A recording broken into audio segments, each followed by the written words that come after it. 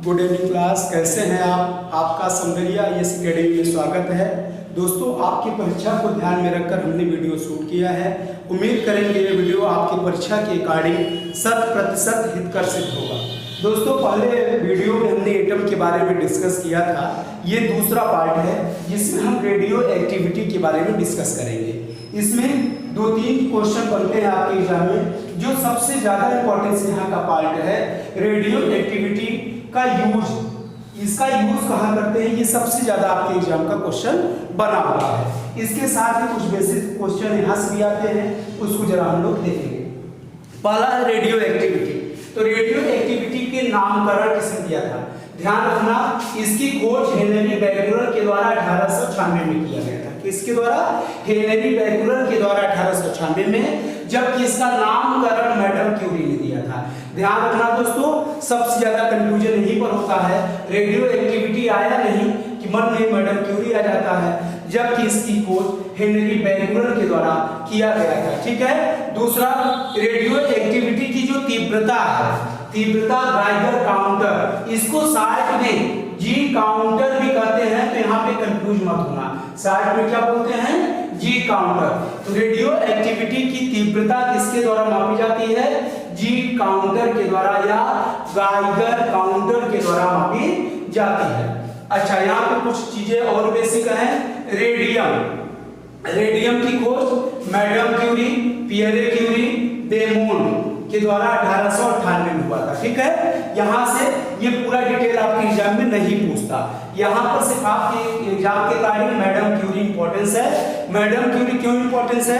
कि madam Curie पहली ऐसी फीमेल थी, पहली ऐसी लेडी है जिन्हें 2 विषय का 2 नोबेल पुरस्कार प्राप्त हुआ। यानी इन्हें फिजिक्स में 1903 में मिला था, केमिस्ट्री में 1911 में मिला था। तो यहाँ पे ये चीज विशेष ध्यान रखना है कि क्वेश्चन आपके एग्जाम में पूछा गया है कि ऐसी पहली कौन सी महिला थी जिन्हें 2 विषय का नोबेल प्राइज प्राप्त हुआ था। तो 2 कौन थी? फिजिक्स में 1903 में, केमिस्ट्री में 1911, मैडम क्यूरी का नाम आता है। ध्यान रखना, रेडियम की खोज भी जब पूछा गया है आपके एग्जाम में, तो वहां पे ऑप्शन में मैडम क्यूरी ही रहता है, पियरे क्यूरी और बेमोन को गायब कर दिया जाता है। अगर इन केस परीक्षा में ऑप्शन में है तो A, B, C तीनों सही है। इस तरह से आपको करना है। तीसरी चीज है, एक बेसिक चीज है, कॉन्सेप्चुअल चीज है। एग्जाम में फिलहाल बहुत ज्यादा नहीं पूछा गया है, छोटी एग्जाम को छोड़कर कांस्टेबल वगैरह में, कि सर्वाधिक भेदन क्षमता गामा रेस की होती सबको पता है, और न्यूनतम होती है अल्फा रेस की। आगे इसके बारे में हम अच्छे से डिस्कस करेंगे फिजिक्स के चैप्टर में, लाइट वाले पार्ट में। ठीक है। अच्छा, एक क्वेश्चन यहां से आ रहा है, रेडियो एक्टिविटी एलिमेंट कौन कौन से हैं? रेडियो एक्टिविटी तत्व में जैसे रेडियम है, ठीक है, यूरेनियम से रिलेटेड क्वेश्चन आता है। तो ध्यान रखना, यूरेनियम का सर्वाधिक जब भी भंडारण की बात होती है, कजाकिस्तान का नाम आता है। यहाँ 39.3% यूरेनियम है। ठीक है। इसके साथ ही कहीं कहीं ऑस्ट्रेलिया भी ऑप्शन में दे देता है, कहीं पर कनाडा दे देता है। तो ये दूसरे और तीसरे क्रम पे है। पहला कजाकिस्तान है। अच्छा, इससे ज्यादा क्वेश्चन इधर लगातार एग्जाम में थोरियम के बारे में पूछा है। थोरियम पूछेगा या मोनोजाइड ऑक्साइड के बारे में पूछेगा। तो ध्यान रखना, थोरियम का भंडारण सर्वाधिक भारत में होता है। तो ध्यान रखना, नंबर 1 अभ्रक का भी भंडारण की बात करें तो पूरे विश्व में सबसे ज्यादा भारत में। अगर रेडियो एक्टिविटी पदार्थ की बात करें हम, तो थोरियम है। थोरियम का सर्वाधिक भंडारण कहाँ मिलता है? भारत मिला है। भारत में कहां पर है? भारत में लगभग 40% के आसपास थोरियम का भंडारण है। और ये भंडारण केरला साइड में, उड़ीसा के जो उत्कल तट है वहां पर, कुछ बिहार की बॉर्डर में है। इस तरह से थोरियम का विशाल भंडार भारत में मिलता है। ये आपके एग्जाम में इधर लगातार क्वेश्चन पूछा जा रहा है कि थोरियम 4 ऑप्शन में देता है ये, और पूछता है कि भारत में सर्वाधिक भंडारण किस रेडियो एक्टिविटी एलिमेंट का है। तो थोरियम का ध्यान रखना। प्लूटोनियम सिर्फ इसलिए ऑप्शन में देता है कि प्लूटोनियम का संबंध कहां से है? द्वितीय विश्व युद्ध से है। द्वितीय विश्व युद्ध में जो 2 बम का प्रयोग किया गया था, हिरोशिमा नागासाकी को अमेरिका के द्वारा जापान के 2 शहर पे गिराया गया था, जिसे हम लिटिल बॉय लिटिल बॉय और फाइट मैन के नाम से जानते हैं, तो उन दोनों बम में प्लूटोनियम ईंधन का ही प्रयोग हुआ था। आगे हम तीसरे लेक्चर में उसके बारे में डिटेल पे डिस्कस करेंगे। आपके एग्जाम में जो क्वेश्चन आपके एग्जाम में आया है, इक्का दुक्का यहाँ से और सर्वाधिक क्वेश्चन यहाँ इस पार्ट से पूछा गया है। ध्यान रखना, अगर आपके एग्जाम में कहीं भी जैसे आप एमपी का कोई एग्जाम है, यूपी में इधर राजस्थान है, रेलवे के एग्जाम है, उसमें इस समय जो कंडीशन चल रहा है कि 20 नंबर 25 नंबर का अकेले साइंस का क्वेश्चन, तो फिक्स ही है कि ये क्वेश्चन यहाँ से जरूर रहता है। ठीक है, अब जैसे हम बता रहे हैं यूरेनियम 238 में, अब यहाँ से ये क्वेश्चन अब आपको इस तरह से घुमा देगा कि यूरेनियम 238 में यहाँ पे न्यूट्रॉन की संख्या कितनी होगी। अब देखिए, पहले लेक्चर हमने डिस्कस किया था, अब ये इसका मतलब प्रोटॉन धन न्यूट्रॉन और इसका मतलब 1 प्रोटॉन, तो इसमें से इसको जो माइनस करेंगे तो किसकी संख्या मिलेगी, न्यूट्रॉन की संख्या। तो ध्यान रखना, ये इसका मतलब सिर्फ प्रोटॉन की संख्या होती है, इसका मतलब प्रोटॉन धन न्यूट्रॉन होता है, और प्रोटॉन की इक्वल ही इलेक्ट्रॉन की संख्या होती है। हमने बताया है कि नाभिक में प्रोटॉन न्यूट्रॉन होता है, इलेक्ट्रॉन उसकी चारों तरफ परिक्रमा करता है। ध्यान रखना, एक क्वेश्चन और आता है, इधर क्वेश्चन मिल रहा है कि रीजनिंग में क्वेश्चन पूछता है। रीजनिंग में क्या पूछता है, अब हमने बताया कि एटम से रिलेटेड क्या क्या है, एटम से रिलेटेड प्रोटॉन हो गया, न्यूट्रॉन हो गया, इलेक्ट्रॉन हो गया। ठीक है, 3 चीजें हो गई एटम से रिलेटेड।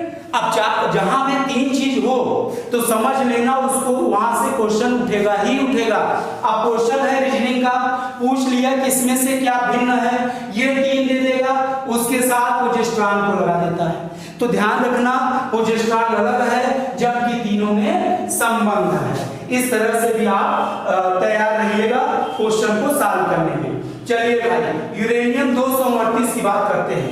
यूरेनियम 238 क्या है, मास नंबर है। 92 क्या है, एटम नंबर है। इससे क्या पता चलता है, इससे एज ऑफ अर्थ पृथ्वी की उम्र, एज ऑफ रॉक चट्टान की उम्र, एज ऑफ माउंटेन पहाड़ के उम्र की जानकारी पता चलती है। लेकिन ध्यान रखना, पहाड़ पर ही हम जानते हैं बहुत सारे माइंस मिलते हैं, खनिज संपदा होती है, लेकिन वो जो कुछ खनिज संपदा होती है वो क्या है, वो फॉसिल फ्यूल है, जीवाश्म है, तो उसको C14 के द्वारा उसकी एज की जानकारी पता चलता है। चलिए भाई, uranium 238 mass number, 92 atom number, इससे age of earth, age of rock, age of mines के उम्र की जानकारी पता चलती है। अच्छा, इस दूसरी चीजें एज ऑफ माउंटेन यहां कर सकते हैं आप लोग। ठीक है,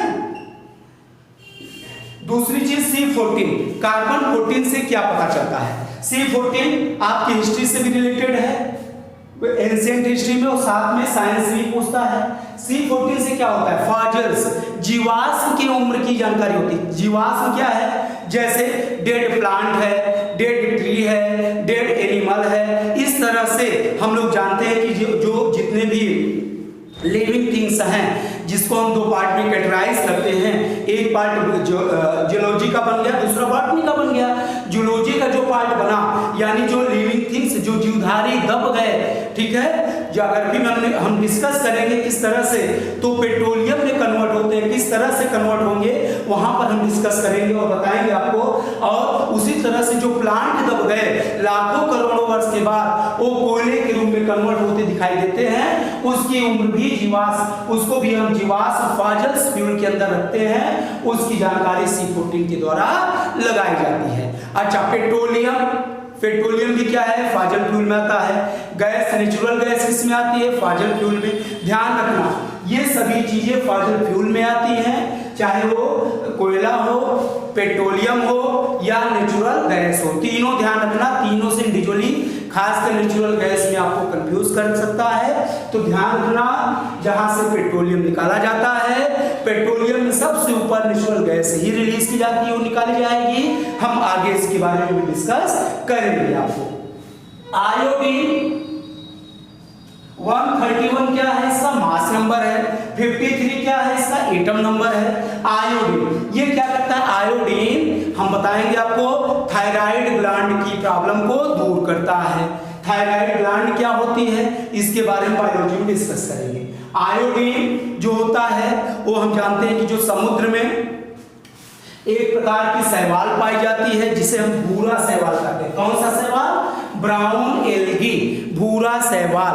भूरे शैवाल से आयोडीन निकाली जाती है और जो आयोडीन होती है वो क्या करती है, उसका कार्य क्या होता है, इनको हम बायोलॉजी के चैप्टर में अच्छे से डिस्कस करेंगे। ठीक है, यहाँ पे भूरा शैवाल आयोडीन सर्वाधिक उत्पादन किसके द्वारा किया जाता है?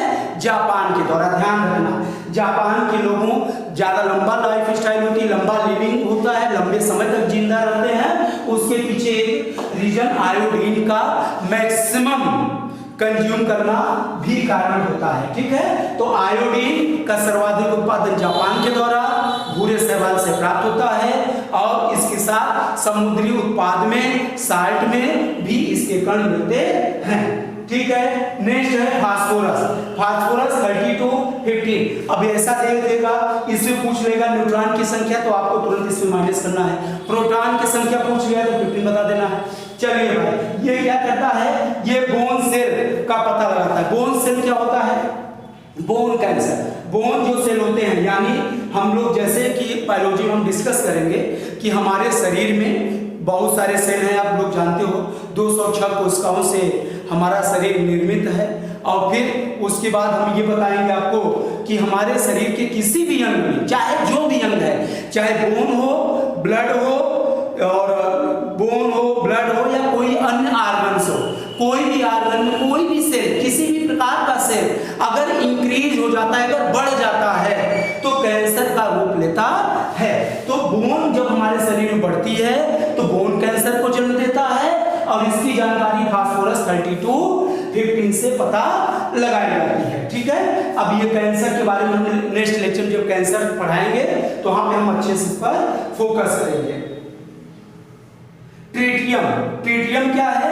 इससे एज ऑफ वाटर, यानी जो लिक्विड होता है, लिक्विड की जानकारी, जैसे एज ऑफ वाटर हो गया, एज ऑफ वाइन हो गया, एज ऑफ ग्लेशियर हो गया, ये यानी लिक्विड में कोई भी प्रोडक्ट हो, एज ऑफ जूस हो गया, कोई भी जूस पूरा रखा हुआ है, कोल्ड ड्रिंक है, इस तरह से कोई भी लिक्विड पेय पदार्थ है या बिना पेय पदार्थ है, उन सब की एज की जानकारी ट्रीटियम से लगाई जाती है। अच्छा, यहाँ पे एक क्वेश्चन बताते बताते हमने बताया एज ऑफ वाइन।